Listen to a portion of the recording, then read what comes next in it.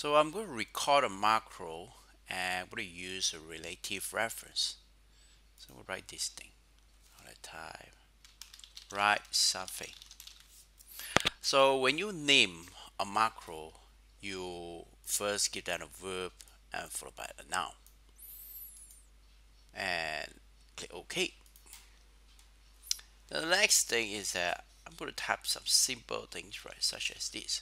This is line 1 and this is line 2. This is line 3. This is line 4. So altogether I have 4 messages. Now I'm going to stop recording. So guess what, right? You can activate this Visual Basic by pressing Alternate F11. So here it is, right, writing something, right? So if I have so many procedure, I can focus on just a single one by going to this area and click on this procedure view. See, procedure view, right? I'm using offset. Now this dot range A1 is not needed though, right? So I can just remove it. I can just remove this and this as well and this as well. And now I'm just remove this again, right? And I'll show you how to run this line by line, right? Let's say I put my position in B2, right? And I'm going to start running it line by line instead of using the run button,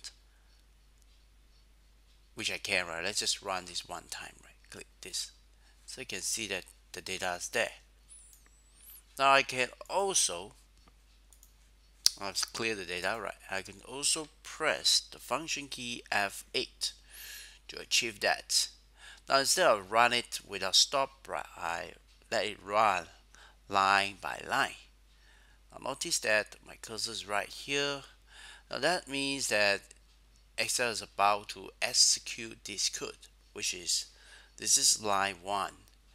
Now we are now in position C4, right? So that is the cell that we call the active cell, and we're going to enter this text here. This is line 1, see? And our offset 10 simply means, right, move the active cell 1 row down. So that happens. You see that the active cell is now in this cell C5, and we're going to enter formulas again, right? And this is line 2. And what happens is that we'll move to the next line, and from here the active cells current is here, and we will offset 1 and dot select will now move to the third line. This is line 3, and I think you get it, right? And I'll put this is line 4, right? So is there a need to move to line 5? Well, actually there's not needed. So what you do is that you highlight this line and you press the delete key on your keyboard. Now that will do the same as well, right? So let's say I'm here, I run the code, it will have the 4 lines together. So that is using the use relative reference. So it's always relative reference from the active cell. Thanks